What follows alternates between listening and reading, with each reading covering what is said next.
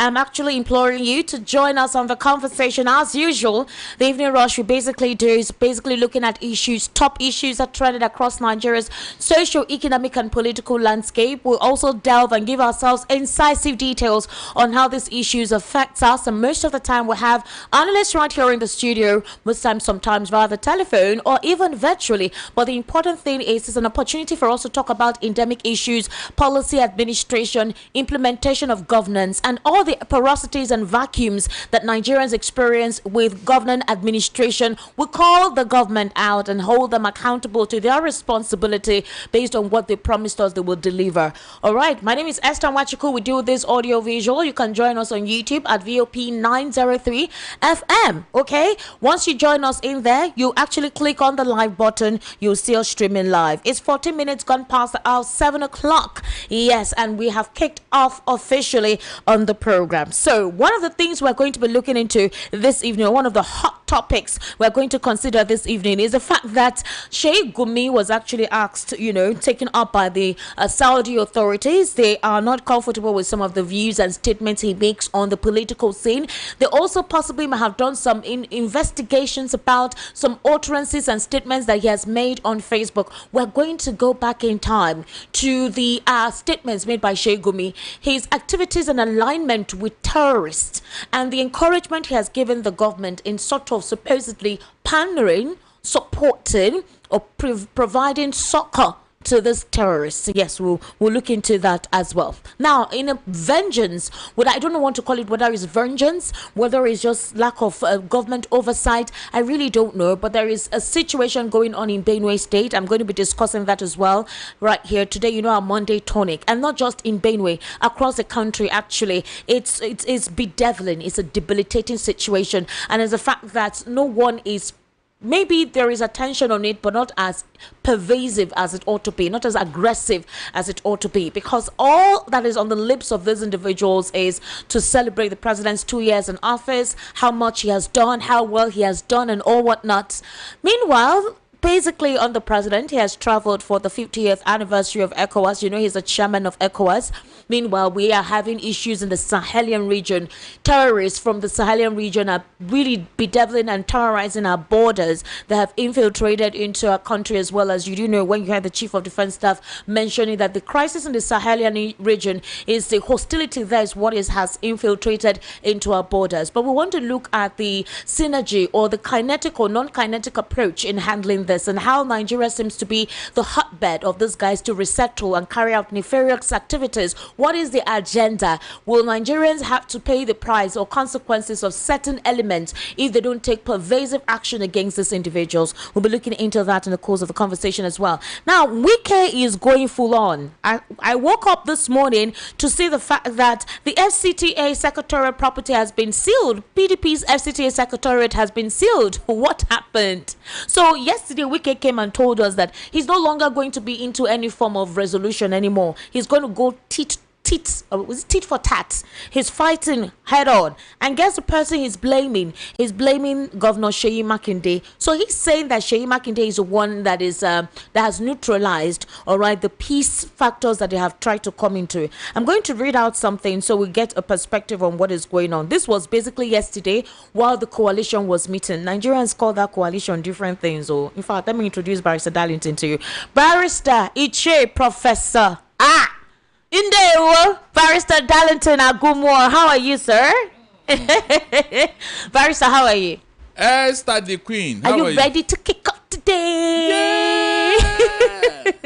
Barrister, are you good? I'm going to Ginger. Yes, sir. For ginger. Baby, if you for ginger. Can you imagine? You don't turn out to song, have you? There's a song on that. Give me ginger. There's a song on that. Barrister Darlington. How was your weekend? My weekend. I did here now. You don't know. I did here yesterday. Where some people wanted to do baskos in the coalition. And my enemies were asking after me, have you? Your friends, your lovers, they love you. They're asking after you. With friends like that, I don't need enemies. Barrister Darlington. Barrister, matter day today. I'm hurt. I'm Barrister Darlington. I'm hurt. I'm not happy. I'm not happy, Barrister Darlington. That is what Nigeria has come to become. No, this one, I feel it is something that they can do something about, but they just don't want to do something about it. In one book we read back then in secondary school, in one literature, they call it 1 week, one trouble. But Nigeria owners, one day, one trouble. No single good news from Monday to Sunday. No single good news, Esther. Something that can cheer people up. Barrister. This, have you seen how long it has been taking foreign government to be addressing our insecurity here? Yet we are not doing anything. First, it was UAE that gave us 400 lists of people sponsoring terrorism in Nigeria. Nothing was done. Nothing was said. Now, the man who I can say that he's the father of bandits. Because he told us that whenever he go to the bush to see his boys, that he used to go with federal government backing. And after talking to him, he will come out and be threatening the whole country. We either listen to bandits or there will be no peace in Nigeria. You can imagine. Now, Saudi Arabia has helped us to reprimand this man. He said he completed his Hajj. He completed, why was he saying what he was saying? That he was saying in his prayer, what was that for? If he completed, why is he coming back so early? When others are on their way to that place? No, if you completed it, why did he come back and be rendering such prayer? Or didn't you read what he was saying in prayers? That they don't like his word. Are you the only Muslim? This man should be arrested as a terrorist. Well, he has not hidden it. He has told us. The question is, how is the Nigerian government saying they were going to investigate the matter? Is Sheik Gumi a public official? Is he working in any capacity? For the Saudi Arabia authorities to have done that, they must have their reasons. Or because he said they were the ones that gave him the visa. They gave him the visa. So some persons are applying political connotation to the whole thing. But Barrister, run us through the whole thing about Sheik Gumi precisely. Why there's a question to his character. Why? Now, Esther, listen very well. When this man started here, it started like a joke. Like every other person, we thought maybe he is being sentimental.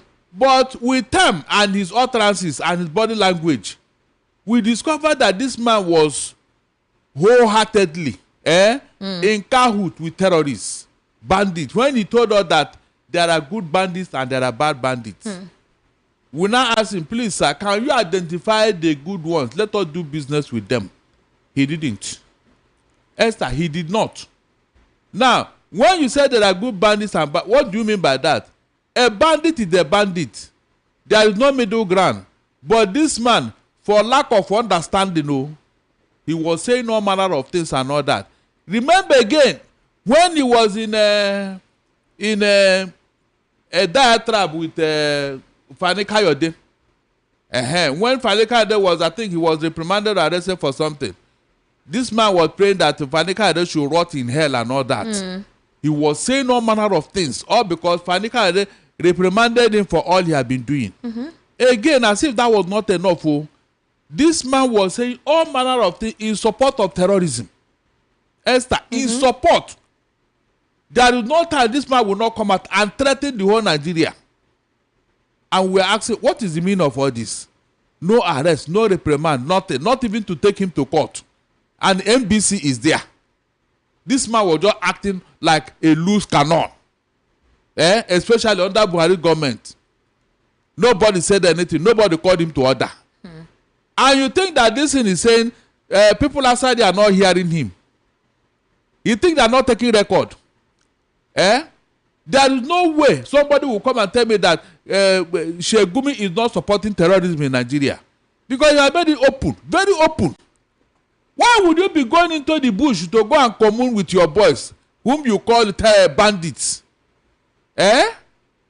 Esther, if somebody from the southeast were to make even the slightest move close to what he did, what do you think will happen? You can see what we are talking about. So, since Nigerian government is so weak to reprimand him, people outside are reprimanding him for us. And that is an embarrassment on his own. Yet this government will be telling you about demarketing Nigeria. These are people that are demarketing Nigeria outside here. These are the people. Because of what they have been doing and what they have been saying. You can't go to Saudi Arabia and make such a noise or statement. and they will be looking at you. Of course, it's a bad influence. That's why they send him back. That man is a bad influence. They sent him back. You can see, even as a fellow Muslim country, Esther, you can imagine. Saudi Arabia is the seat of Muslim caliphate and all that too. The Muslim world. Yet they could not tolerate this man and his attitude. Meanwhile, in Nigeria, the federal government are in bed with him. What does that tell you, Esther? When we keep telling you here that this federal government, they don't know what they are doing about this terrorism. People will say they are trying. Trying what? Trying what? What are you trying? Is it not when you take care of the penny, the pounds will take care of itself? If you take care of people like Gumi, at least terrorism will reduce. I even heard that he has a security company where he hires the security to go and guard VIPs and all that. And he's making his money. So this type of person, with the business he's doing now, do you think he wants this thing to end? Because the more terrorism, the more big men we need a guard, bodyguard and all that. Yeah. And Sheik Gumi and his company will be providing this thing. You can see. You can see people benefiting from terrorism, federal government. You can see this man. Yet nobody has called him to order. That is why you want this thing to continue. Barrister Darlington, it's deplorable because I know that the government knows what to do. The government knows who these individuals are, but there is a lack of political will, just like a lot of analysts, just like you and Nigerians have been saying. Then why would they come out and be deceiving Nigeria that they are doing something, Esther? No, tell me. How will anybody come and be telling me we are trying? What are you trying? Bring out this list and let us even see it. It's not about trying. It's the fact that they have everything under control. That's what the Chief of Defense Staff said. No, they have everything under alarm. Not under control. It's under alarm now. Barrister, there was an explosion today in Abuja as well. An IED. But they are saying that it may be an IED or it could be a phone that exploded. But the thing is, it's close to home. While the president had traveled for the 50th anniversary of ECOWAS. Barrister, before we move on, remember that before I introduce you, I wanted to talk about the whole sealing of the secretariat in the FCTA in the Federal Capital Territory in Abuja, and the PDP members. That's basically where they have their meeting, the Wadata Plaza. So based on what transpired anyway, they have had to reschedule their meeting because of what happened. There have been crises into the political party, and they've been wanting to have the National Executive Council meeting. In the previous reconciliation effort that they tried to have, in Saraki's house, Wike now came out to say that he's no longer part of any reconciliatory move, that he's going to fight justice. So let me read out what it is. Now, Nyesom Wike has pulled out of every peace agreement he assented to in order to quell the current crisis crippling the PDP. On Sunday, Wike revealed that he was no longer interested in seeking peace and will fight until justice is served. So this is what he explained happened between them. He said that since the 2023 general election, the PDP has been wantonly swinging from one part of a slippery precipice to another, owing fundamentally to dishonesty and lack of trust among its key stakeholders. According to him, to stem this ugly trend, efforts have been made to arrest this pernicious virus of dishonesty and treachery and enthrone fidelity to agreements with a view to stabilizing the party and moving it forward. And that was how the meeting of the G5 was held in Lagos. In that meeting, he said, I made it clear to the governor of Oyo State, His Excellency Sheyi Makinde, that he was the architect of our problems. So we're all thinking that Wike is the problem of the PDP, Atiku is a problem of the PDP. Wike is now saying that Sheyi Makinde is a problem of the PDP. He pointed out to him that non-adherence to agreements reached was the bane of the party and that he was the chief culprit of this anomaly. That at the end of the meeting, they resolved to bury the hatchet and make progress. As a follow-up to the aforementioned meeting, there was an expanded meeting in Abuja involving His Excellency Sheyi Makinde, Umaru Fintiri, Bala Mohammed, Bukola Saraki, and him in Saraki's guest house. In that meeting, he made it clear that he had no personal problems with Bala Mohammed, except that he hides under the facade of chairman of PDP Governors Forum to serially renege in agreements. Tensions rose mightily in the meeting, and it took all concerned to calm frayed nerves. At the end of the meeting, they came to some resolutions, which includes that Senator Samuel Anyanwu remains the National Secretary of the PDP in tandem with the Supreme Court judgment. Number 2, all legal matters relating to Rivers State must be withdrawn by the National Legal Advisor. Number 3, the suit on the state of emergency be withdrawn forthwith. Number 4, nobody should deviate from the agreement so reached. These were the agreements that supposedly went well with Wike and he wanted them to agree to. So he said in the light of the foregoing, they pleaded with him to attend the stakeholders meeting at the Bauchi Government Lodge, regardless of his many engagements. He attended the meeting and clearly reiterated his earlier concerns, and to this end, and in order to resolve all other lingering and pending issues, a committee was formed, headed by Saraki. Now, it is disheartening to note that even before the Bukola Saraki Reconciliation Committee began its work, the gentleman's agreement that we reached at Saraki's guest house was already being crudely violated. To his chagrin, Sheyi Makinde had connived, according to what Peter, what's his name? Yes, Wike is saying that Sheyi Makinde had connived with Peter Rimba of Enugu State to orchestrate the summoning of the meeting of so-called Southeast leaders to recommend that if Ude Okoye was not adopted as secretary, they would pull out of the PDP. And that he has since granted an interview to that effect that the resolution of the Southeast leaders cannot hold. Again, Sheyi Makinde organized some people in the National Secretariat to insist that the Deputy National Secretary should act as National Secretary, in violation of their agreement earlier reached. To attempt to give credence to this farce, a letter was written by the Deputy National Secretary calling for a meeting of the National Executive Committee of the party. And as it stands, all the actions taken so far is in complete violation of the agreement reached and would not do the party any good whatsoever. When Nyesom Wike released this, today we just say they don't seal Wadata Plaza for Abuja, say they are owing, say they did not pay some amount of money. And everybody was like, what are you doing? So according to the FCTA of officials, they said they arrived at the site, instructed the security guard to confer with the responsible authorities, and it sparked concerns amongst party members, specifically the Board of Trustees, which was initially set to precede the caucus meeting. So as it stands at this very moment, they're trying to deal with that. There's no venue for them to converge and work. You understand what I'm saying? So Nyesom Wike is now fighting dirty. Now he's complaining that Sheyi Makinde is the fault or the cause of the problem in the PDP. I don't know if you remember Adetokunbo PS. There was a time he came out to tell us, if you had listened to one of the programs, I played his audio on Arise Television, where Adetokunbo PS told us that Sheyi Makinde, that his eye has opened, that if we notice, he and Nyesom Wike are no longer close anymore. That if we look at things right now, they've not been talking together, nothing. So that this particular development now with what Nyesom Wike is saying is obviously not surprising, because PS already told us, and that there's a possibility for an expulsion at the National Executive Council meeting. He mentioned quite a lot of details, which is what is coming out right now.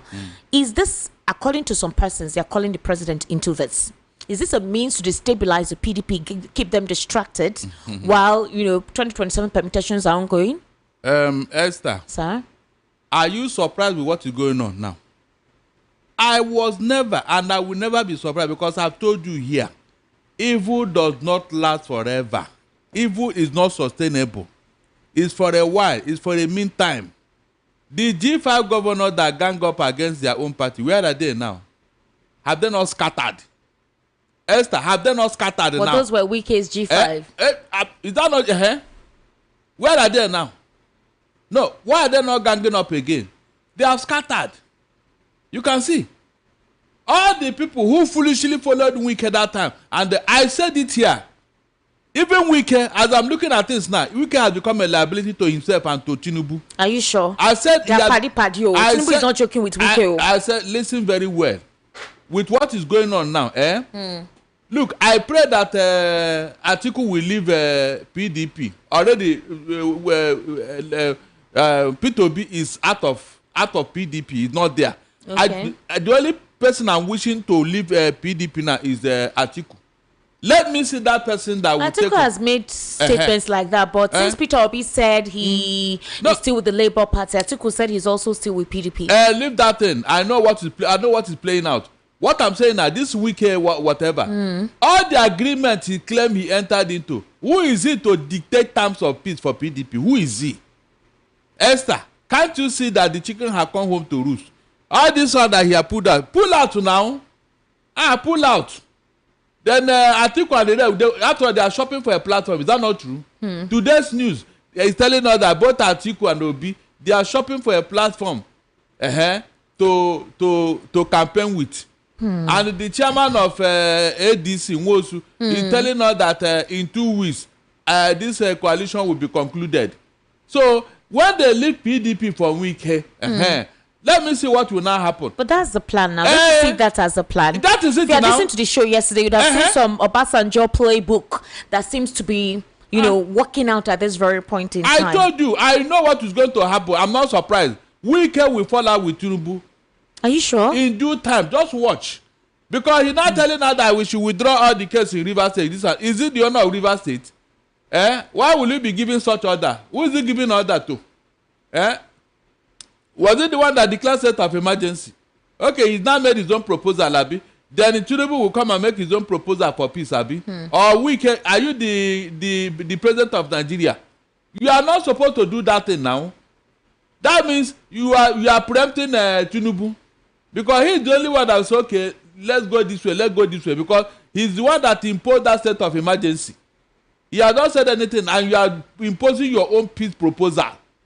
Who is sure that state of emergency? He wants, apparently he's in tandem with the state of emergency. He wants the PDP governors to withdraw the suit at the Supreme Court against the state of emergency imposed in Rivers State. That's what he wants them to do. On what ground? That's what he's saying. That they're not supposed to question that. Really? Oh, they should remove it and the thing should stay, Abi. And yet you are talking of peace. Can you imagine?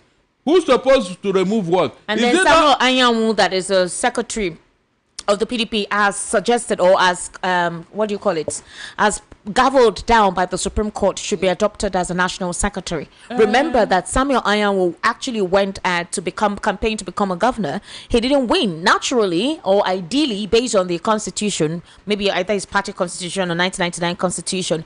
Once you decide to contest for something of that nature, of that political seat, you have vacated your seat. Yes. But Samuel did not win, and then he came back and wants to get the seat back. Let me tell you what happened. Now, the constitution at the federal level concerning contesting election when you are holding office, which one is superior? Is it that or your party constitution? The party constitution in PDP says that, listen very well, the party constitution says that you will not relinquish your office, that your office will not become vacant until you have been inaugurated in your new office that you contested. Are you getting what I'm saying now? Anyanwu left his position in PDP to go and contest for governorship without relinquishing that office as stated at the federal level constitution. Now, when he failed, he now came back as if it was a placeholder something. He now came back and said, meanwhile, somebody was acting in that capacity when he left that office to go and contest for governorship. When he now came back, the man said no. The party leader said no, you are going to contest another office somewhere. So if you fail, that is your cup of tea. That's where the problem started. The man now had to go to court, citing the PDP constitution. Have you seen where the problem started? The PDP constitution, they need to tinker with it. I don't know how people just create problem for themselves. Because I know that if that constitution is unambiguous, very clear, why not would people have the guts to go to court? What will he be holding on to? Nothing. But because of that constitution of PDP that says, look, even if you go and contest somewhere, your office will not become vacant until you have been inaugurated and declared the winner in your new office. You see the lacuna there, and that's what Anyanwu is holding on to. The other constitution that says when you are going to contest election, you are relinquish your position. That one is now taken at the back seat. You can see the problem here. So the PDP constitution has superseded that of the national, the federal constitution. Barrister Darlington, Sowore has come again for Peter Obi. Now, Peter Obi has said that after 2027, if he doesn't win the election, that he will not be recontesting again. Ooh. That's what Peter Obi said. He doesn't think he'll be recontesting because after this particular period, according to what he suggested, after this period right now, I think it's better for me to play that statement. Because he said that after now, he doesn't think that it will be ideal for him because he would have possibly, due to age, and that this thing he's doing, you want to tell me that he's doing it for nothing? He's the real person working for Tinubu, not Peter Obi. It can never be Peter Obi, because on several occasions, APC through Bayonoga have been begging Peter Obi to join APC. They have been begging P2B to join APC and he refused. Are you sure about that? What are you saying? Are you not here when they were telling P2B to come and join the APC? They were just making a caricature. It's not caricature, they meant it, but the man just snubbed them. So how can he now be working for Tinubu on what ground? In what sense? You can say that Sowore have lost it. Completely lost it. What do you think? It's because he feels that it was the obedience that helped for his Facebook account to be blocked? Because that's what he's saying. That his Facebook account was blocked, that it was the obedience that caused it. Really? Deji Adeyanju also came and made that statement. So do you think this vitriol that is coming in right now, this personal attack, is due to that? No, if they block it, on what ground? Was it a statement from P2B or from Sowore? No, Sowore made a statement called what's his name, P2B, a couple of derogatory names. But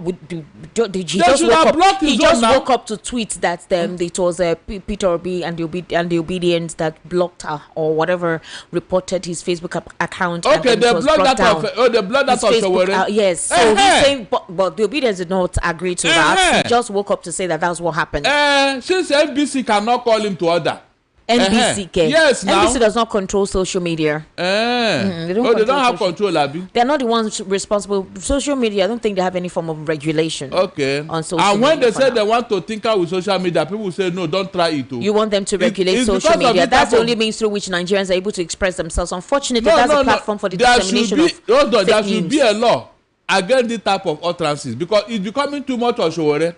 I thank God I was not deceived. Nigeria thought that he's a human rights. But he's not the only person. Bayo Onanuga has come out to make ethnic all of them. Look at where they are coming from. All of them. When you mention that they are from the southwest, you say, don't bring tribalism. Don't bring tribalism. Meanwhile, you are the architect of tribalistic politics in Nigeria. You are the architect. Go and check. Ever since, all of them from the southwest, they will not let an Igbo man rest. From the southwest. I say P2B is the only one contesting this election. Is it fair? I thank God somebody like me was not deceived about Sowore. People thought he was fighting for human rights. He was not fighting for anything. I exposed his gimmicks here. I exposed it. Let him come and swear that yes, he actually is the person that he presents himself to be. People didn't know that guy is the real scammer. Why is it not he's making on what ground? You have not achieved anything politically. Nothing. You are just making us on social because you have been given free hand to talk and operate by Tinubu. If not, with all the things you have done so far, we should already be walking about now. Will he be in the street now talking and walking about? They allowed him, but let anybody do half of what Sowore have done in Nigeria today. They will take him in.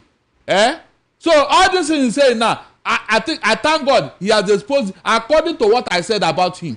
Initially, people did not listen or believe what I'm saying. But people should ask Sowore, why are you always attacking P2B? It's a question he cannot answer. What exactly did P2B do to you? Is it the only one contesting election in Nigeria? What exactly have P2B done? At least one single thing. Tell us one single thing. Yet, nobody has called him to question. Nobody have arrested him since he left office as the governor of Anambra. Yet, Sowore will not let this man rest. Insulting him right, left, and center. Whenever P2B open mouth, others would have discussed that issue. Immediately P2B open mouth, Sowore will rise up. What does that tell you, Esther? It's like there is a project in P2B. They have mandated Sowore to make sure that he run down P2B.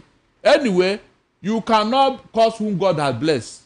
Sowore, you cannot curse whom God has blessed. That's my advice to you. This thing you are doing, you are demarketing yourself, but you don't know. You have exposed yourself to the public. They now know who you are. You are not what you claim to be, Sowore. You are not. Seriously. You are the real scammer here, deceiving Nigeria that you are fighting for their right. Which right? Go and fight for your own right first. Fight for your own right and succeed first, before you talk of other people's right. How can you be insulting somebody like this for no just cause? He's working for Tinubu. Look at that statement. Is that not the joke of the year, Esther? That's the biggest joke of the year. That P2B is working for Tinubu. Are you serious? Everybody is working for Tinubu, Abi. Are you serious? Yeah, they are ganging up against him. Why not talk to Erufai like that? Why not talk to Atiku like that? If you are not a coward, Eh? You call him a coward? Wait, if not, what is he? Because he has seen freedom of expression. Hold on, because he has seen Peter as a gentleman, Abi. That's what happened. Esther, that is what happened. I like what this man said in that book by Sidney Sheldon, the other side of midnight. He said he does not believe in the old book. Huh? Yeah, the other side of midnight is a bestseller by Sidney Sheldon. Very old book though. So he said that look, he does not believe in the old Bible dictum that an eye for an eye. That he believes in an eye for an entire head. That way people will allow him, give him peace to do his business. Is that not true? If Peter Obi were to be, the Peter Obi magnate or the Peter Obi ish, let me use the word ish, because he seems to magnetize a lot of people, a lot of conversation into him. So here is the thing, Barrister. So you know, Peter Obi said he was going to run under the platform of the Labour Party, but he has been in coalition talks. I'm sure you saw the videos yesterday that came out on social media via His Excellency Atiku Abubakar. He put up the video of he and Peter Obi coming in together for the coalition before the little chaos that took place. Well, the Labour Party's Obiora Ifo then responded to what Peter Obi had said, that he was going to run on the platform of the Labour Party because Peter Obi had a coffee with the Obedient and he made that statement. So he was like, okay, we're happy that that's the case and we're going to look into that on something.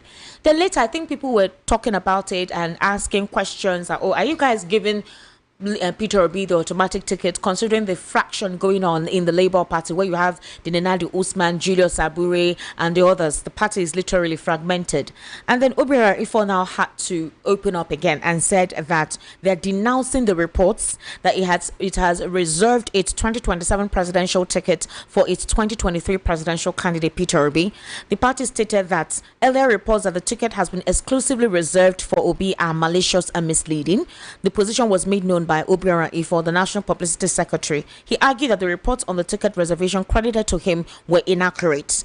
Ifo explained that anyone interested in contesting the 2027 election of the Labour Party's platform must go through the normal process. That's what he's saying. So, for example, people feel that Obi's romance with the coalition is confusing. So if Obi wants to recontest with the Labour Party, the primary, he needs to recontest through the primary for him to emerge as a winner. Now, people are saying that this is another effort of completely mutilating his political career.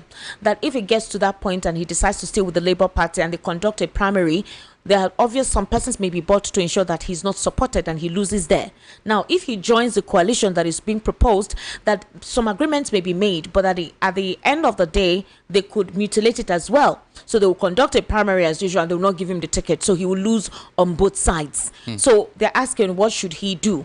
In the meantime, though, before you respond to that, I want you to listen to Elisha Abu. Again, a lot of people argued this comment that he made about the coalition and the conversation they had yesterday. And people disparaged him anyways. But let's listen to this.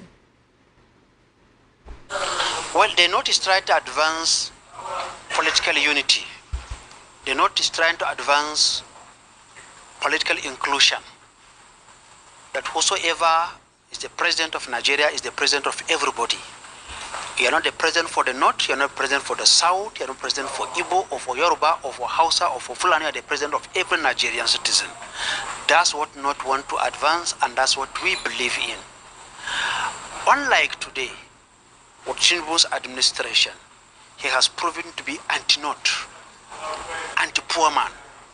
And look at the budget and go through the budget lines of the Ministry of Works, for example. You put up a project of 13 trillion naira in one place. What did you put in the entire North? Next to nothing. How do you run a country like that? And how do you want people to be happy? You see, the fact that someone lives in suspicion, someone lives in fear, it is enough to stop him from going to bed. Suspicion is enough. And look at the insecurity in the North today. The resurgence of insecurity. It is so bad. So the North is trying to bring up a coalition that can work for Nigeria. Someone will ask of Buhari, look at the Buhari's appointment. Minister of Works. From where? From the South. Governor Central Bank. From where? From the South and Igbo man. So he distributed these things. Look at what is happening today in Tinubu's regime. We feel, and we strongly feel that he doesn't love the North, even though the North gave him 63.4% of his vote. 63.4% of Buhari's vote came from the North. How is it treated? It was very bad. But that's not the case. The case about Nigeria and the Arewa are coming together in collaboration with our brothers in the Southeast, in the South, and the Southwest are coming together to see how we can unseat him in 2027. And we are serious about this. All right. So that was what Elisha Abu said. Now, the big question a lot of Nigerians now went on to ask was, during the administration of Buhari, the whole federal character misrepresentation, that's where it started from. So why is the North complaining? Why didn't they call out Buhari at the time? Then they're also asking him, how is Tinubu a president of the Southwest? How is he not the president of all the country? Ali Ndume, that had complained on a monitor television program about Tinubu's lopsided appointment, recently congratulated the president on the recent appointment he made, which they were comfortable that the North was duly represented. So the big question is this, Barrister Darlington, all those guys that always complain, are they complaining just for themselves or for the people? If you talk about northern misrepresentation or lopsided appointments in representation, all that representation, how has it enabled the North? Others have not asked questions. Why do they not think that they must be the focus all the time? That all the while Buhari was there, nobody to stop them to do their thing. Why can't they allow Tinubu do his thing? So people would disparage the comments that he made. But before all of this, remember before we came on to this conversation, what should Peter Obi do now? Because there is something, an undercurrent at play here. If he decides to join this coalition and the Obedience say they don't want him to be a vice to Atiku, they want him to be presidential candidate. What if that is agreed to and a primary is held and Peter Obi does not win that primary? Meanwhile, he has left Labour Party, he has lost. So 2027 may not even be the end of the political career. It may be that that's just it. No. I mean, how do you see this? Now, Esther, that statement by Peter Obi, I disagree with him. Baba makes statement about the same, you say no. No, I disagree with him. It's not about age, it's about capacity and wisdom.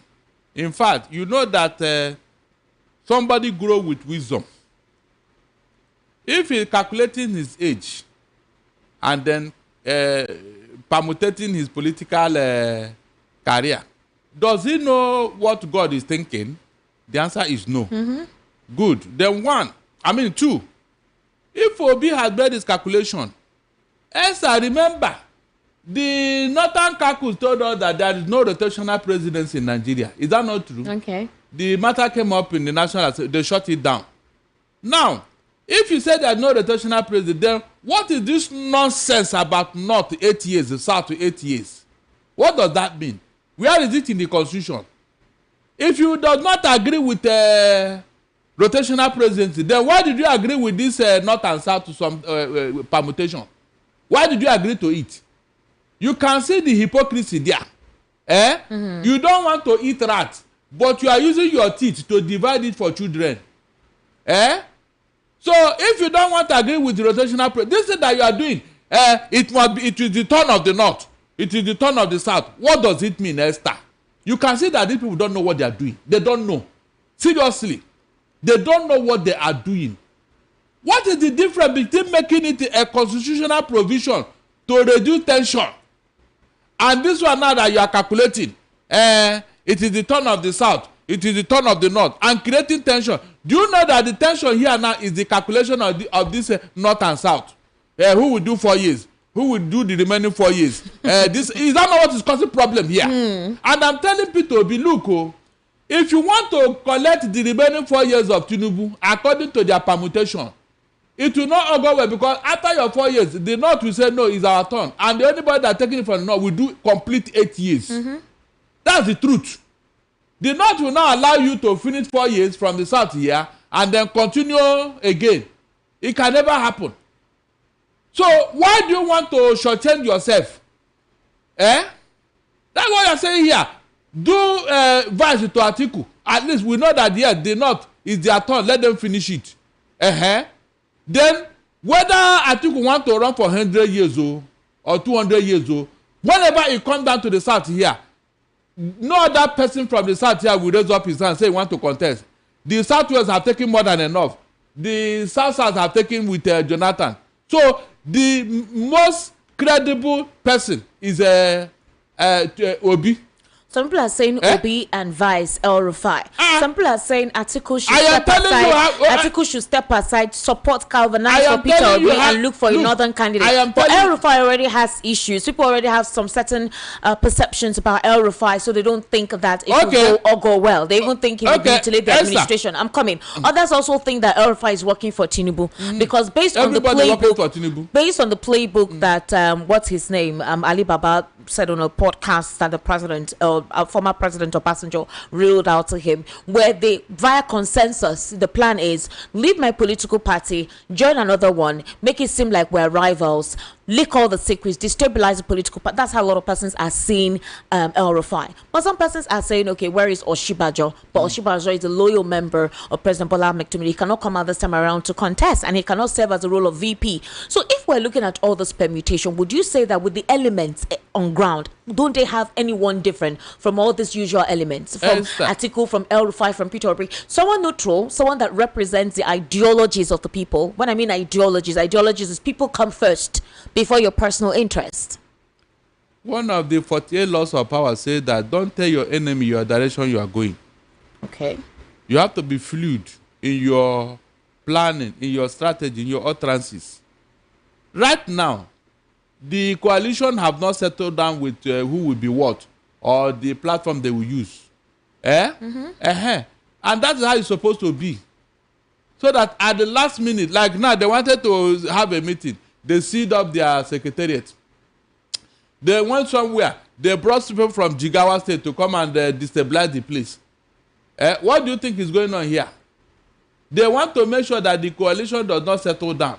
So why will you not play into the hand of your enemy? Continue to deceive them. Let them believe that Atiku is going to run differently. Peter Obi is going to run differently. And so they will divide their votes. At the last minute, these people will come together eventually. Reason will prevail. That's what I'm thinking. That's the way to go. If they fail to do that, Obi will lose out. I just told you here. If Obi contests now, he will run for one term. As long as he contests from the south here, the north will not allow him to go for second term. Get it right. This north and south thing will come in. They will tell you the south are taking their 8 years. They are taking their 8 years. So there is nothing you will do that will make the north to believe you again. They will say, Tinubu have run 4 years. Obi have run 4 years. So it's their own, and they will run full 8 years when the baton is taken to that place. Is that not what is going to happen, Esther? Is Obi thinking about this? Hold on. Is Obi thinking about this? If you contest now, I am telling you, it will be 4 years old. It cannot go more than 4 years because this north and south will come into play. So what will you now say? Tell me. It doesn't augur well. I don't know who is advising him. Anyway, I believe that reason will prevail. I don't want to go further until they settle down, take a platform, and then share the positions. Then if I have anything more to say, I will say it. But I've given my opinion here. So that tomorrow somebody will not come and say, yeah, did you not say this? Did you not? I will not, at my level now, I cannot be confused.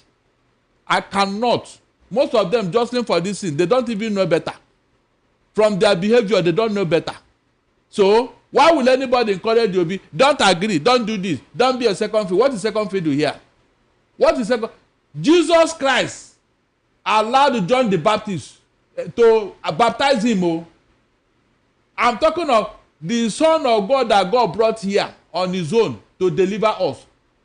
He allowed even, but John the Baptist said, too, I am not worthy to do this. He said, please do it.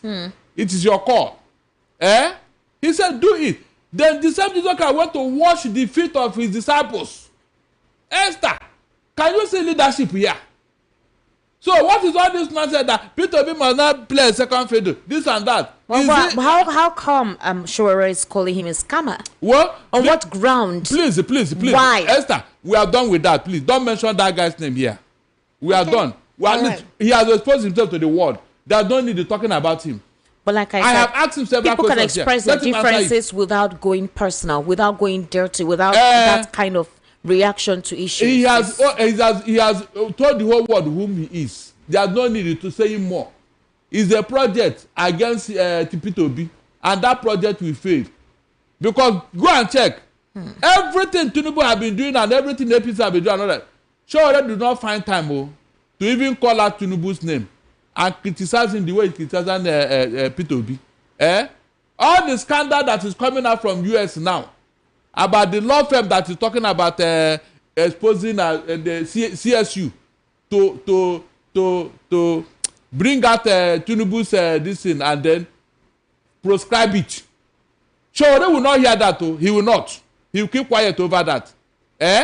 You are aware that a law firm in US now is telling CSU to disband that. Is Aaron Greenspan. No. He's Aaron Greenspan who wrote for the president's record to be made public, freedom of information. There is another one, a law firm. Which one? Is it the PR firm that the president hired? No. Which other firm? No, this is a law firm. It's the latest now that they are telling CSU, bring out that diploma degree of Tinubu and proscribe it, that it does not exist. Go and check. Since this thing happened, CSU have blocked their website. But that's what I'm saying to us, Aaron Greenspan now, the owner of the website called Plain Sight. So they won that whatever suit with the court and asked that particular document be made available. He was the one that made that latest disclosure. It's not even available. They said that CSU should proscribe that degree that does not exist. That's what they are saying. That degree does not exist. All right, Barrister, let's look at this. So people like Sheik, he will not hear or see those ones, so you keep quiet. Let it be P2B now. Esther, let such a thing happen to P2B or UNENR, saying that there is something they discovered about P2B's degree when he was their student. You see how Sheik will take it up. Barrister, I want us to open the phone lines on time. So there was a video of the president that emerged on one of the news sites. It went viral on social media as well, where they saw the president's son helping the president to work. All right, and they felt like, oh, the president is not physically fit. How does he intend to resolve the quagmire, the issues in the country, and all whatnot? And some people say, oh, don't mind the frail-looking nature of the president. His mental acuity is very strong and very potent, and he knows how to lead the country in the right direction. However, people feel like, okay, if a Joe Biden, who seemed a little bit physically slow, was the president of the US for 4 years, why would people also discount the president's ability, whether physically or otherwise, not to do better? So this video came out, and it was a bystander, one of the persons that attended the inauguration of Leo the 14th, that released that video, and a lot has actually gone into that video. If you're watching us on YouTube right about now, you're supposed to see that particular video where the son of the president was helping him to move. There's also another video that now surfaced of the president when he went to Anambra State during the commissioning of some certain projects, when he wanted to take a cup of water to drink and his hands were unstable, it was shaking. So, people have made several attributions to that. Does that necessarily mean that the president is not capable of doing what he needs to do? I mean, in 2 years, people say he has done a lot in 2 years. Really? Esther? Sir? Can you cheat nature? No. The greatest enemy of man is nature. You cannot fight nature, no matter how you try. No medical science will stop you from answering the call of nature. Parkinson's disease is a disease of old age. Whether you are living in the moon or on earth here, whenever you are caught up with Parkinson's disease, you will suffer it, and it comes with old age. All these deceit. Somebody called here the other day that Tinubu is 72 years old. Are you serious? And that's the official age of the president. You want anybody to say anything otherwise. So, please, at that age, anyway, I don't want to go further. What I'm saying now is that, Esther, why is Tinubu going to France almost on monthly basis for working visits? And whenever he lands in France, nobody will hear or see him. Is there anything wrong with the president going to France? What is he going to do there? Well, he's not taking care of himself, Abi. Are you serious? Anyway, you see, deceit is for a limited time. It's for a limited time. Let them continue to hide it. But it's not hidden. I mean, you can see the video there. It's not hidden. Has Tinubu ever hold on? Has Tinubu ever come out to tell you that he's not feeling well, or that age has caught up with him? Obi just made a calculation of his own age now, and the permutations. Has he ever had Tinubu say such a thing? In fact, have Tinubu come out and tell you his real age? That's why I tell you that when nature come calling, your real age will report itself. But Barrister, is it wrong that the president's son was helping his father work? Is anything wrong with it? And again, if you're also watching us on YouTube, you'll see that video. There's also the one when the president went to Anambra for the commissioning of projects and he wanted to drink water. And while he was taking the water, the hands were unstable. Again, that doesn't qualify, that doesn't necessarily stipulate that the president is not fit to rule the country. And he's telling you that he wants to go another 4 years. So all of that, is it an issue? If the president tells you that he is competent enough for another 4 years. Okay. Now, it is what he said that you are hearing. But what is his body telling him, Esther? These are facts now. What is your body telling you? Eh? You know, in Africa, leaders prefer to die in office than to quit. Unlike a Mandela. Esther, unlike a Mandela. You can see we don't copy good things, it's bad things. So if he leave office now, they will say he's weak. They will say he's this. They will say he doesn't know what. But Buhari did that. Buhari traveled out of the country to the UK for 6 months for medical treatment. That was not the first time. He went subsequently as well. So why is that of the president any different? Again, the fact that he has some physical defect due to old age, does it affect his mental acuity to do what is right? No. You heard him. You heard him speak with his APC policy summit makers when they endorsed him, and he sounded very well okay. Are you serious? I mean, I'm just saying. No, hold on. Well, you see, some of this you are saying, does it add up? Eh? It doesn't add up. You can see this romance with his son. The meaning of this romance, wherever he's going, the son is with him. You have a problem with that? It is a big problem. It's not a problem, Barrister Darlington. During the campaign of Donald Trump, the son, the family, everyone was everywhere with him. No, I am telling you now, boy, for what we are seeing now, it means that boy is there to do a particular job for the father. And that's what? And that is what? To help him out whenever he wants to. Is it wrong for the son to want to help the father out? Tinubu have aides around him now. No, but he's comfortable with his son. Okay. Why should that be a problem? No, please. Barrister Darlington. The guy is a non-state actor. Nothing concerns him with governance here. It's a fact now. It's not governance. He wasn't there in a government capacity. No. In fact, it's even a threat that somebody who is not in government should be touching and holding the president, whether your son or his son. Hold on, whether son or not. I told you here, it was Iyadema's son that went to shoot him in Togo. Iyadema.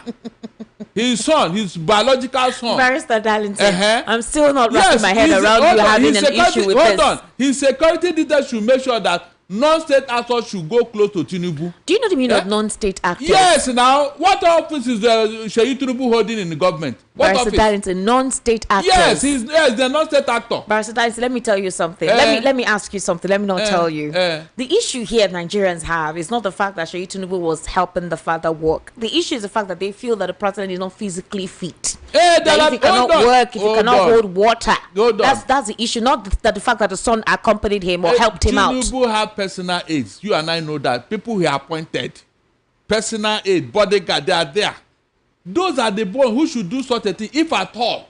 The boy is not even a medical doctor to say, okay, in case of emergency, these are what I'm going to do.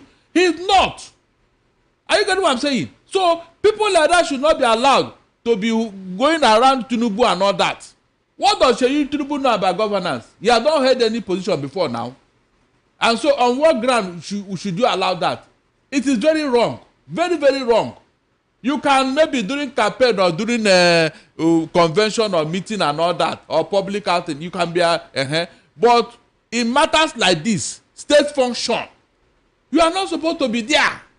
You are not. There are appointments he made. These people are supposed to help him in carrying out his functions, not you. Sheik Tinubu, not you.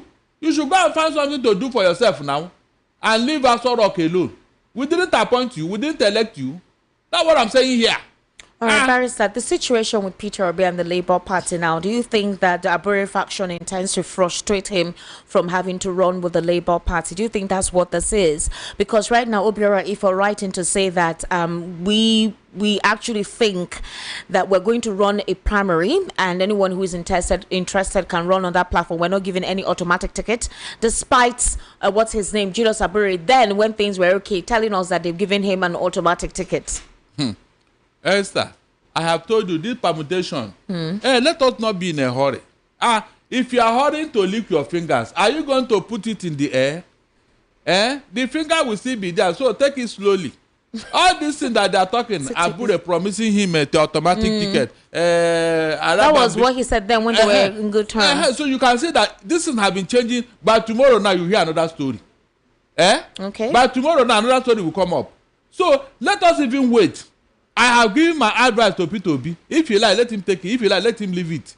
But I know if you go outside these prescriptions, it may not all go well. I am not joking. This thing is there. Until thing changes, this is the only way to go. Leave Atiku and his age. Go with him, because the North will not be willing to give you their vote now. They will not be willing. That's the truth. They will not, after a Satana, Tinubu have finished his 4 years, if at all. Then another Satana will take over. The North will still support him. Else it can never happen. It can never happen. That's now, Barrister, while all of this is ongoing, there are endemic issues in the country. Insecurity is a consistent problem. A local government chairman just complained about how 20 persons were killed in an attack in Benue State. These elements come in the night. They not just kill, they machete. And the worst part is that they clear out families. This local government chairman said he's not doing again. If it means he's not doing again, and that there is even a military base, like a base close to that community where this happened, that these individuals come, take their time, do what they're doing, and they don't get any response from the security agents. The big question is, what's Governor Hyacinth Aliya doing?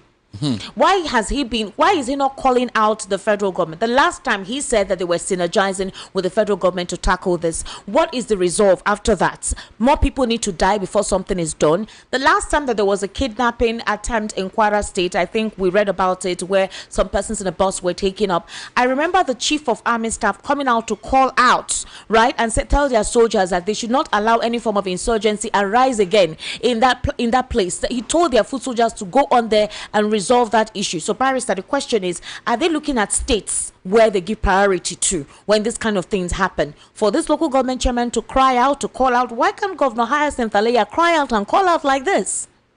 When this man left his calling and joined politics, I told you here that something is in the offing, especially in that Benue. Because I don't see. The only thing I added was that since he's a reverend father, maybe he will not pray to God to resolve the issue in Benue. But as you can see, his prayers, if at all he's praying, is even making the matter worse. If that man is a real reverend father, God is supposed to hear his voice and his prayer. Is that not true? So what is now going on? Is that not one of the things people said, okay, as a reverend father, let us vote him? They played into his head, not even his hand, and made him believe that he's the one that will resolve the Benue issue. And as if that was not enough, he went into APC. Is it not true? So there is something about Benue and Plateau that this insecurity and their sponsors have not told us. Esther, there is something they have not told us about this insecurity in these two states. For the past 10 years now, it has been very consistent in those states. This is exactly what they want to go and do in the south, is that IPOB resisted them. For people who are ignorant, this is exactly because they believe that the government and security agents are ascribing the insecurity in the southeast to IPOB, despite IPOB dissociating the Esther, with what has happened now, that propaganda it has been thrown through the window. Initially, that was the propaganda. Now that there is relative peace in the southeast, because the NSA came out to make a statement ascribing some of the issues and some of the whatever they have been able to operate on, ascribed it to the dealings of the Eastern Security Network and IPOB. And this was what made IPOB, through Ima Powerful, to react and say that NSA Ribadu is not meant to proscribe. No court of competent jurisdiction has proscribed IPOB. How do you necessarily say that they are a terrorist organization based on the recent remark he made about how they've captured almost 11,000 and something since 2023? In reference to the whole situation on the southeast. Are you serious? Yes. So you mean IPOB and ESN, all of them have died?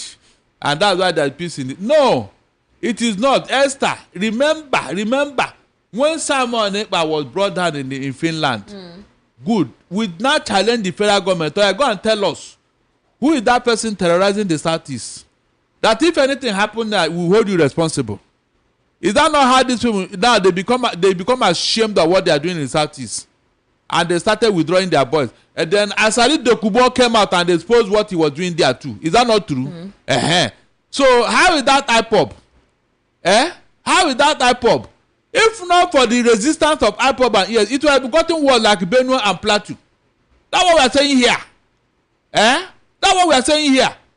So when they are falling out with Asari Dokubo and then Simon Ekpa, who else? If IPOB is the really terrorists in the South, they would have continued their work now. It will have become worse now. But these people, these are young men and women. They have tried to secure the Southeast. At least there is relative peace now, even though it has not completely died. Is it not something to hold on to? At least it's not as worse as it is in Benue and Plateau. It's not. Because I know that if it happens, the IPOB and ESN, they are there to resist them. That's the truth. They are there to resist them. They will resist them to the last. So what are you now saying? They didn't want to do something in the Southeast before, Abi. When we are crying, saying that look at this, why did you take military to the Southeast yet insecurity full everywhere?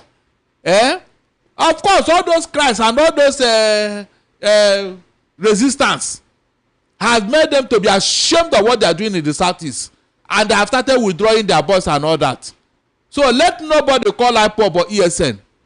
If not for them, it would have been worse in the Southeast. If not for them, it would have been worse. So why would you mention their name? In Benue and Plateau, did you see such a resistant group there, Esther? Do they have any? They don't. All right, Barrister Darlington, so what are you saying? Let's take some reactions. A lot actually has been disclosed today. The whole situation with Nyesom Wike and the PDP saying that his demands must be met, and when he decided to pull out his fight in Dirty, Wadata Plaza has been sealed up due to certain reasons. Meanwhile, they are saying that their rent is due, and right now, their National Executive Council meeting obviously needs to be postponed because of what happened today. Also, we saw videos of the president. Well, the son was leading him, and Nigerians are saying, what exactly does this mean? I mean, there was a time they saw him fall, even if we know that that fall was a mistake by the person who was helping him to climb the vehicle. We also have the situation in Benue State, unfortunately, where 20 persons were killed in a community. That's something that we also talked about. We also talked about the situation with the Labour Party, Obiora Ifo, coming out to say their primaries for selecting a candidate is going to be open. They're not giving anybody automatic ticket, and Nigerians are worried that if Peter Obi intends to run with that political party in 2027, what if they push him out, he doesn't win that primary, and then what if he joins a coalition and then he also loses them, maybe based on some agreement, and then they do a primary and he doesn't get it? So right now it almost feels like he's in the middle of a couple of uncertainty. Well, we're going to be hearing your recommendations about that as well. Then Sheik Gumi, as you know, he was brought back to the country due to certain reasons, security reasons, based on a security check run on him by the Saudi Arabian government. And the question is, some comments he has made in affiliation with Boko Haram and terrorists, some sort of giving them a soft spot and pleading on their behalf. Maybe that's one of the reasons why they looked into that. So these are a couple of issues we discussed on the hot topic today, and we want to get your reaction. The number to call is 0817 1756 338. 0817 1756 338. That is the number to call. The WhatsApp number is 0817 1756 338, and the number to call is 080 3692 9933. All right, so I would like to hear from you, and let's make our conversation as brief as possible. Okay. Hello, good evening. How are you? Hello. Good afternoon. Hello. Hello. Yes, good evening. How are you? Hello, sir. How are you, sir? I'm good. Welcome. Okay, I want to say, what's your name? Tinubu. Yeah, Mui from New York. All right, Mui. Yeah, Tinubu is too old to run again. He's just too old. I don't believe in his age. I think he's like 90-something years old. He's just like, yeah, that's just a fact about it. Then I don't Peter Obi, I don't believe anything he says. You know, I've told you before. He said he's not going to run for after 65 years old. It's like, you know, he just tries to be like, oh, please vote for me now. vote for me because you don't vote for me, I might not be able to run. No. If Tinubu should tell him to come, that he's not gonna run again, I should come to the party, he will run there. You think That's so? just the fact. He will not. I don't listen to people who's just calling, he's just calling. He's just lying all and day. When people talk, you have to listen to them carefully. I want to listen to people who are sincere from their hearts. When they talk, you can see the sincerity, you can feel the sincerity from their heart. Look at Mazin Namdekan, he's very oil. I know it's because of the oil you don't want Biafra to go. Give us Biafra. We will give you all the oil. Take all the oil. Take it. It belongs to Nigeria. Take it away. We don't want it. Because he knows that even with that oil for Nigeria, 10 years, give Biafra 10 years, you'll be better than Nigeria. That is the kind of person I want to listen to, not Obi now. Obi is like, I told you, he's a politician. He just tried to say anything so he can cajole people to vote for him. And Barrister saying, Showore is attacking Obi. I mean, he didn't say it's basically what it is. Because it's X-handle, you see that. Let him finish. Go ahead. That sounds Chinese. That this is politics. It's not about seniority. You're senior, you're my senior. You're older than me. No. It's not about that. It's about politics. Anybody can criticize anybody. That's just for now. Obi is not a way there. Tinubu is too old. But it depends on you, Nigeria. If you want that to continue, it depends on you. All right, Esther. Thank you for that. Thank you very much. You didn't see anything wrong with Showore. You can see. Hello? Hello? Can you hear me? Oh, God almighty. Hello, good evening. How are you? Good evening, I'm Ben from Iba. All right, Ben, go ahead, please. Yeah, Pastor God, good evening. Good evening, my brother. You spoke well. God will bless you. There is nothing like a north for 8 years, south 8 years, nothing like that. What we want is somebody that will fix this country. The Northerners have tried in this. I don't want to hear people be saying north again. No. I wonder. How many years? Is it 2019, 2099 Nigeria started? 1999 Nigeria started. Nigeria started. 1979, they have been ruling this country. The North have been ruling this country through Shagari, Buhari, Babangida, Abu Salami, Abacha. They have been ruling this country. Look at how this country is. I wonder. And the woman has never ruled this country. They are telling me that the power will go back for them again to rule ATM. And they keep on destroying this country. You know the level of Nigeria when Shagari was the president. $1 was $1, 1 naira. Shagari destroyed it until left it at 29 naira per dollar. Well, that is what P2B is saying. The P2B should be listening to people who are fighting for him. I don't enjoy something like that. We know that P2B have the capacity to rule this country and fix this country. Because when he was governor in Anambra State, Chris Opa destroyed Anambra State. He destroyed Oka. They set it at place. I was there. They came with all the help from Onitsha, with the L300. They were pouring for destroying everything. And nothing like secondary school, primary school in Anambra State, where people because the whole ministry was down. They owe them years. And in arrears, they owe their salary there. Nothing like teachers, nothing like anything in Anambra State. And they told him that it is 30 billion they will try to kiss Anambra that time. And Ngige was crying, said, how can he fix it with 3 billion monthly allocation? All of a sudden, court gave P2B his mandate back. P2B took over, started fixing immediately. Within 1 year, P2B has done everything. Pay everybody salary, peace Anambra, school, health, everything. So he can do it in Nigeria. That is why we have confidence in him. We are not supporting him because we are new person, you know. We do not support Ochuku. We know that P2B can do it. When Ochuku joined the MPN from Akanidam airport, we call him Omoso One. Everybody turned against Ochuku. Yes. When Ochuku contested against Obasanjo, he must be not vote for him. We know what the P2B can do. Exactly. If you take the assessment of P2B in Anambra State, P2B handle this country for 6 months, Nigeria will change. I'm telling you the truth. All right, it's okay. There's no need to campaign. We're not campaigning for anybody. 08036929933 08036929933. Hello, good evening. How are you? Evening, my sister. Evening, sir. How are you? I'm okay. And number one, you didn't tell us about our refinery that they want to republish again. Hey, they say it's maintenance. So a refinery that did not work for 1 day, they say it's maintenance. They want to maintain. Where did money go? We don't know. Please go ahead. What's your name?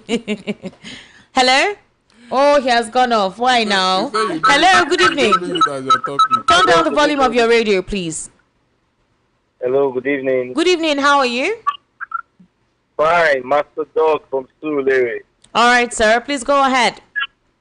Okay, for me, for Baba Blue, age is not a problem. I don't think age is the problem for the man.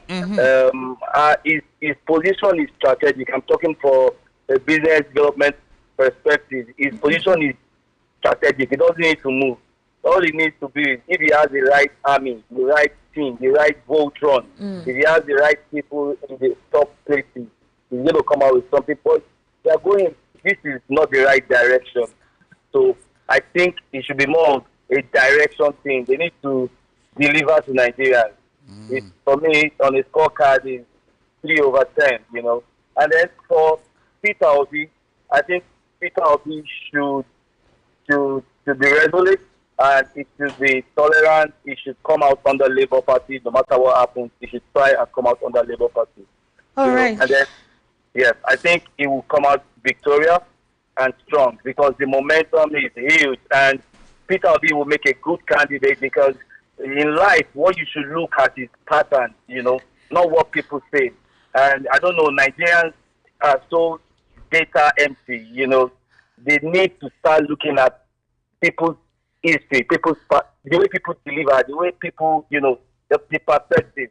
So I think that will be it. Don't let me take too much time. All right. That's my contribution. Thank you very much. 080-3692-9933. That's the number to call. 080-3692-9933. How are you? Good evening.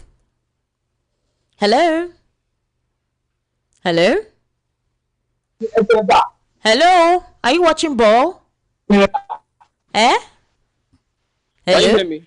Ah. Can you hear me now? Yes, I can hear you now. Are you watching ball? Okay. No, I'm not watching ball. How are you doing? I'm fine. Good evening. Yeah, good evening. Greetings to Gadalington. I greet you. Thank you very much. Remy, yes. Yes. All right. When we see reverse psychology, we can tell it. This is reverse psychology. I'm calling regarding the man who was telling you he believes in Amdekan over someone like Peter Obi. We know people like that. Exactly. They have this way of diverting. No, they are not pro. What his name is Shitu Abi? Yeah, his name is from New York. Yeah, no, it's Yomi. Abi, yes, Yomi. From New York. Can you hear me? Yes, we are hearing you. We're responding. He said his name is Shitu, so it means he's from the southwest. Yeah, but in another voice, he's telling you he believes in Abdikanu because he's a man of his word compared to Obi. Don't understand what is playing out. I wonder. He's telling you Tinubu is too aged. In another tone, he's telling you Obi is this and that. He doesn't believe Obi because you can see reverse psychology. That's one of their games. We know. He couldn't tell you how can you place an Abdikanu over Obi. Has an Abdikanu held any political position before? I wonder. Has he been elected before? So you can see their gimmick. They are tired of. They have nothing to campaign with. Exactly. As it is now. So the next thing is to just come up with different games.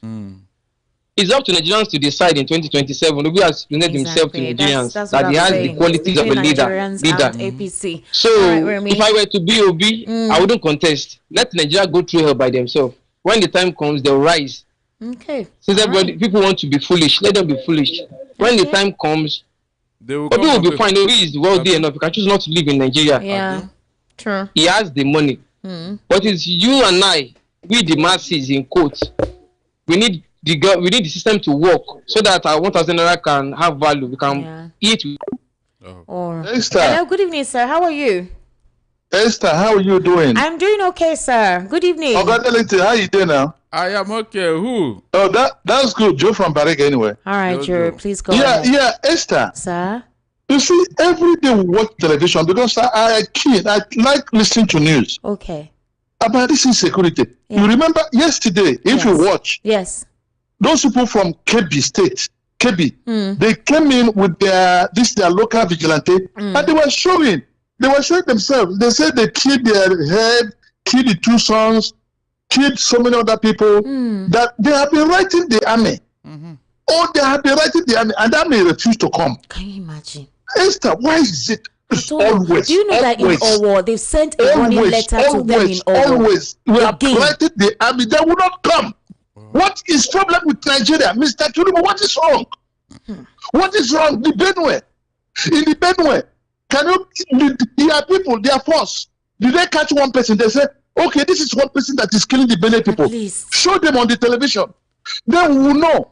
But nobody. And Mr. President every day.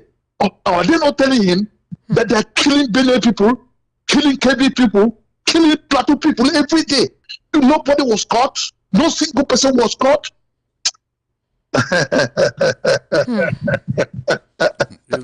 Nigeria is not going to survive the way I look at it. We will survive. We'll have to. Because Khan has even come out to make a complaint today. Khan has come out that the level of insecurity is bad and that it's mostly the Christian-dominated regions that are highly affected. Do you know that the Nigerian police confirmed a threat letter by terrorists to bomb churches in Nigeria 2 years ago? The Owo local government attack, the attack that took place in Owo, those individuals have written another letter to Owo again. They wrote brazenly to Owo. I really don't know what is going on. I can't explain what is happening. Hello, good evening. How are you?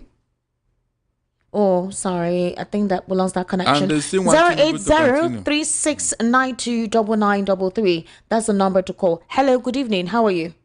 Good evening, madam. My name is Taiwo. I'm calling from Maryland. All right, Taiwo. Go ahead, sir. Yeah, from the barrack TJ Lagbaja. All right, sir.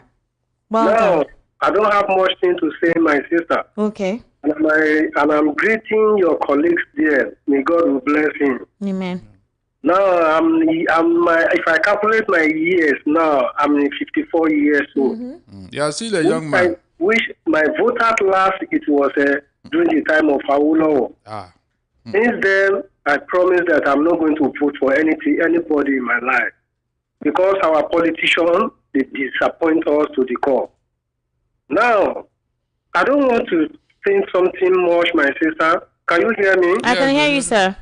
You know, all this propaganda that our leadership is telling us in this country is going to end one day. And the solution that will come to this country, you know what is happening during the time of General Raleigh? That is what is going to happen in Nigeria. If that thing is not happening, we are just deceiving ourselves. If that thing is not happening in Nigeria, my sister, go and write it down today, that Mr. Taiwo called from TJ Lagbaja Barra. If it does not happen in Nigeria, there is no way. Thank you. Thank you very much. You can tell that he's being careful in the way he's even responding to this. Of course, because that's a military person. Yeah, because one, the revolution in Russia and the French and the France, was it not what caused it? Bad leadership. Bad leadership. Bad leadership. I told you here that history does not repeat history. It is men that repeat history. Barrister Darlington, based on the letter written by those terrorists in Ondo State, the police command said it has deployed personnel to churches and mosques across the state over the alleged threat of terror attack. The move by the police is to prevent a repeat of the 2022 terrorist attack on the St. Francis Catholic Church Owo in our local government area of the state, where a total of 41 persons were killed while 76 were injured. These individuals sent a letter 2 days ago to the community members, and the police were active. Well, let's hope that they are consistent. Will they remain there? Will the police remain there forever? Hello, good evening. How are you? Hello? Hello? All right. 080-3692-9933. 080-3692-9933. Hello, good evening. Hello, sir. Answered me. Sir? Will the police remain in that Catholic church forever? I don't know. Hello? Oh. Hello? Hello. Good evening. Good evening. How are you, sir? Yeah, Esther, I greet you and Barrister Darlington. Thank you very much, sir. What's your name? I greet you. Boyesin calling from Afro-Media. Boyesin, how are you today? Can you hear me? I can hear you, sir. Go ahead, please. I do. Do you know, I have a slightly different view.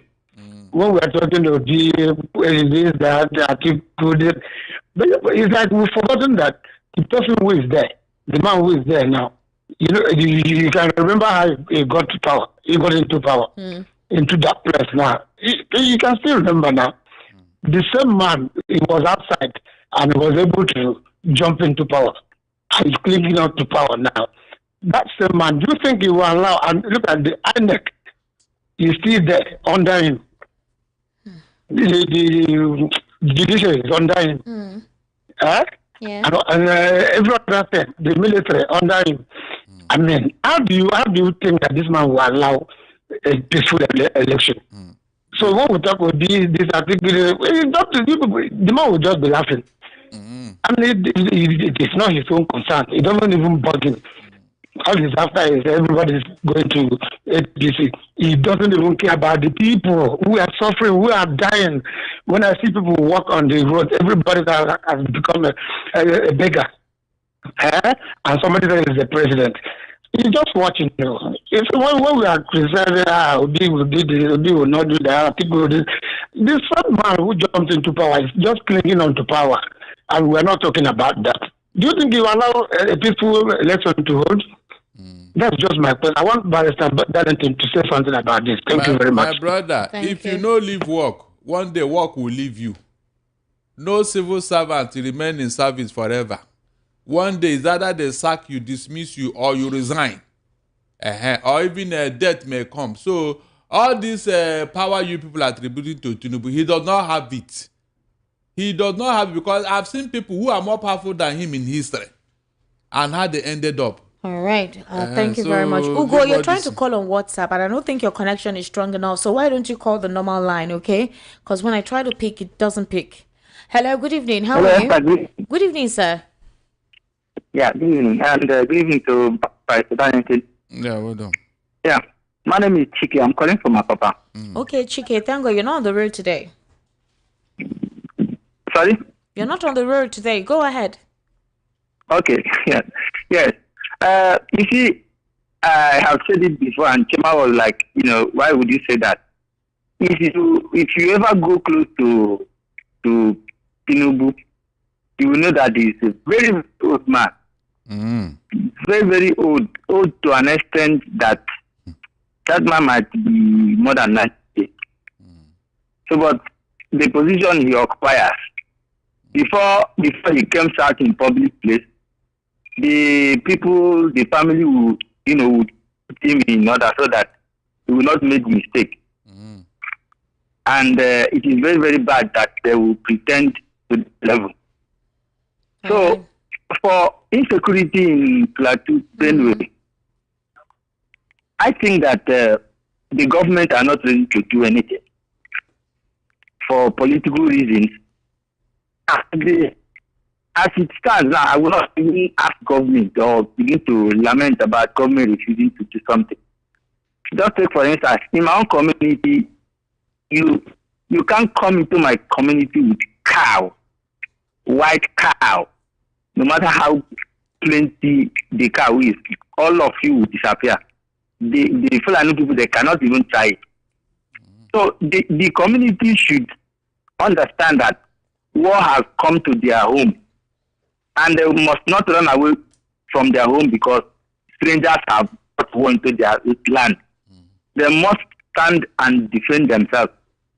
Anybody who loves their community and is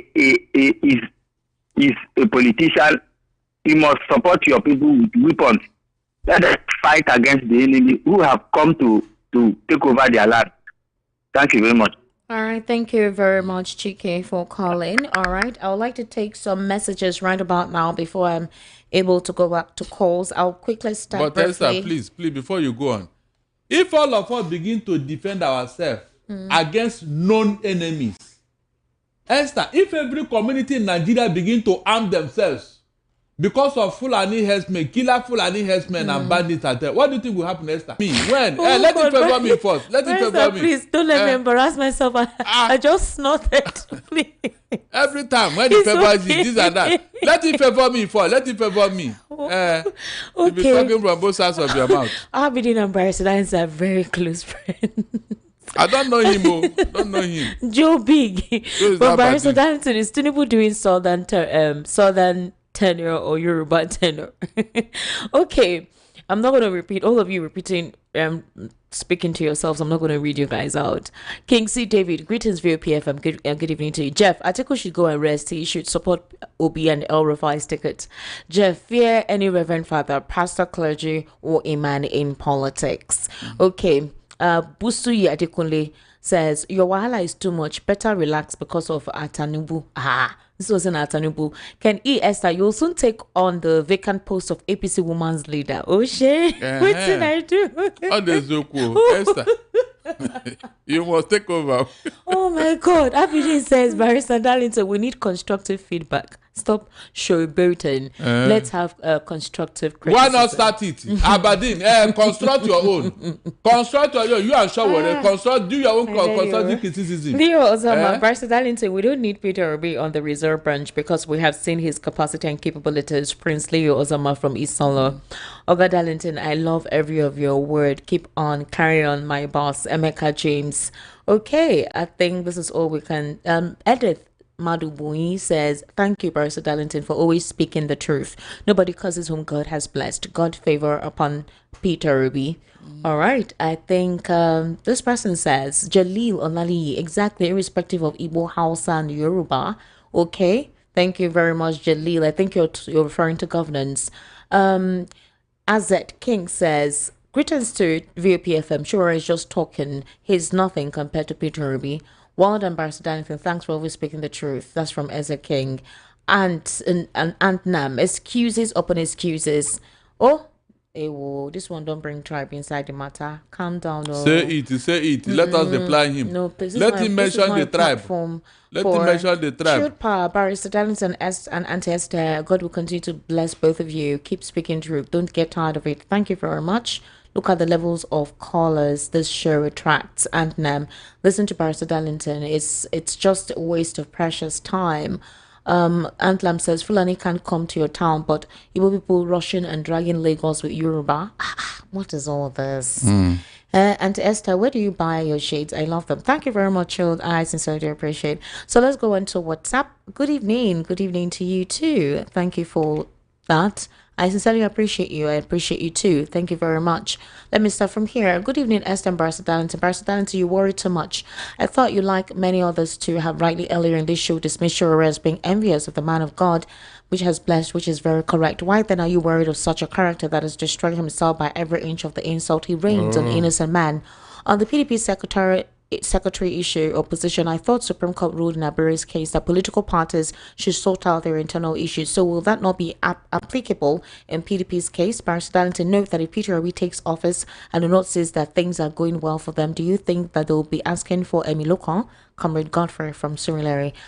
Greetings, Esther. Barrister Darlington. Atiku should present a credible northerner to run with Obi as a president after their first tenure. If they perform creditably, even the North will beg him to finish 8 years. Atiku will be 80 plus by 2027. Nigerian government house is not old people's home as we are currently running. Okosisi from Surulere. Good evening, Esther. His Excellency Dr. Peter Obi is not a founding member of Labour Party. There was a National Working Committee of Labour Party before Dr. Peter Obi joined the party. Dr. Peter Obi was only a presidential candidate of the party in 2023 general election. He became one of the leaders of the party when he joined.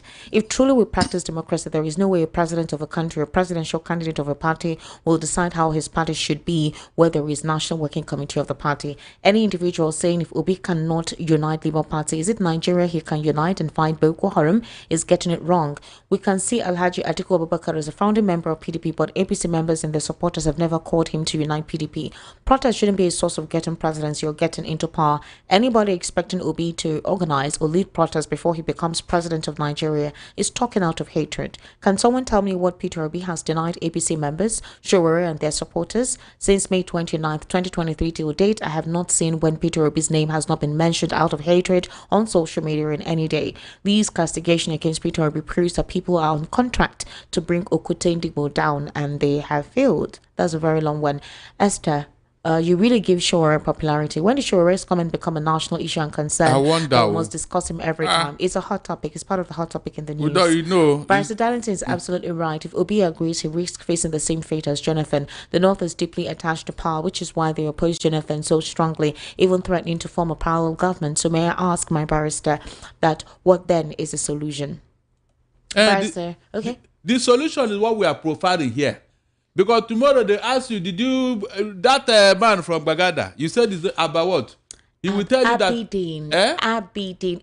Abideen. Not It's Abideen. too long for me to pronounce, so I'll be calling him Abba. So that we know where we are going. It's too long. We don't have time for that. Now, what I'm saying in essence is that there is an opportunity for Obi. He must not be deceived into taking the wrong decision. The Nigerians are beckoning on him now. Let him do the wise thing. I told him, if Obi run alone, he may not make it. Okay. Because money and everything will come in against Tinubu in the south. He's running on his own as Labour Party presidential candidate, and Tinubu is running as the APC. Then the north may be shut out, or probably they present a candidate. That means the north. The person from the north and that of Obi will divide their votes as a position. All right, dear Barrister Darlington, if Obi rules for 4 years and Nigeria gets better, it's okay for us. It's for the betterment of the citizens and not for their own selfish political gains.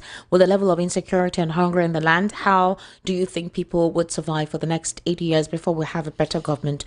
Please, we need someone that can stand firm against the insecurity and corruption that is bewildering the country right now. Good evening, James from K2 Mile 12.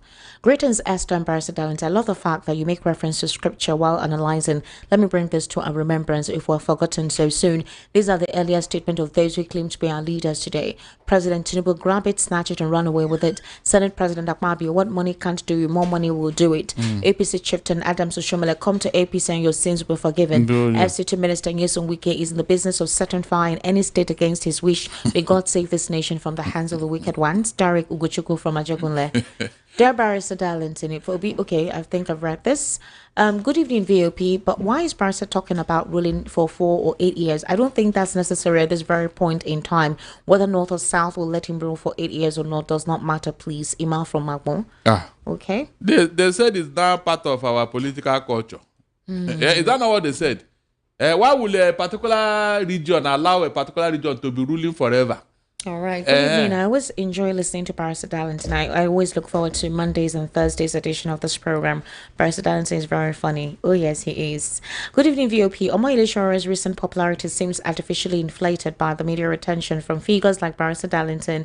Esther Nwachukwu. You didn't spell my name right. It's not on one. Nwachukwu, Nwachukwu, and some journalists giving Peter Obi's superior track record, achievement, and experience politically.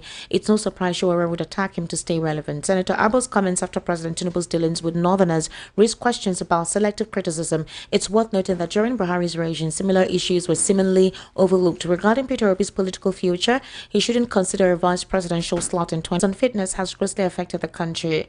Okay, I'm not going to read the meaning of that statement. Esther, good evening. Wike's son is always following him. Showery is benefiting from the budget. All right. Again, the Barrister Darlington, Showery was consistently under patronage of Tinubu all the while under the Buhari regime. Tinubu was always bailing him out of all detention in 8 years of Buhari's regime. Okay, Fede. All right. Okay, thank you. Good evening, Esther and Barrister Darlington. Barrister Darlington, I'm very happy to hear you stand on the side of the truth with credible reasons. But please, I want to beg you guys, you should please stop discussing the Showery. Discuss me.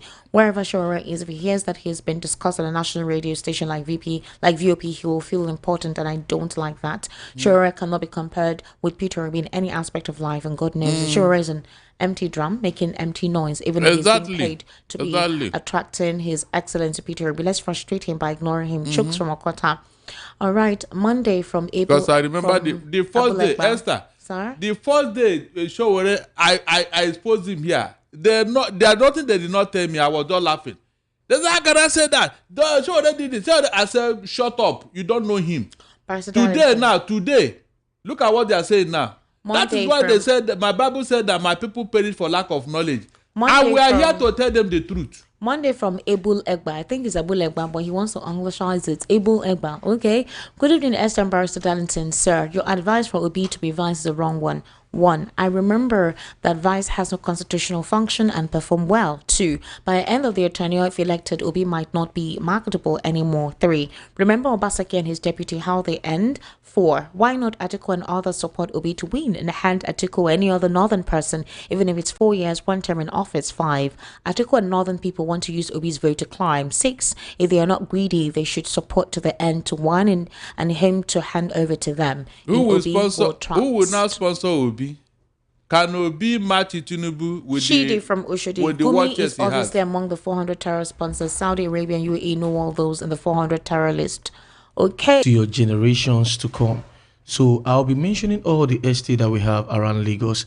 And in fact, I will be also mentioning an exciting offer that we have at Kudos Heritage Umuketu Ekpe. So Kudos Heritage Umuketu Ekpe is an estate that is located in Ekpe, that's Umu Ekpe, and it's selling for 2.5 million naira.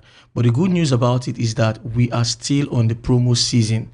So instead of the 2.5 million, you can get Kudos Heritage for just 950,000 naira. That is a 70% discount on the actual value of the land. So you can get it for just 950,000. Now, this promo will not be on for a very long time. So you need to seize the opportunity now, because as the month is ending, the promo is also ending. So 1.5 million naira per plot. And we have the Kudos Court also located in Ibuzo, and it's going for just 4.5 million naira per plot. Now, the good thing about Kudos Court is that Kudos Court is a buy and build estate. Now, one sweet thing about all this location in Ibuzo is that they are all very close to the Asaba International Airport, and they are also close to the first and second Niger Bridge. So if you are looking for an investment that is very close to the east, so any of this estate in Ibuzo is the perfect choice for you. Now, let me call the number again. The number to call is 0905 904 7514. 0905 904 7514.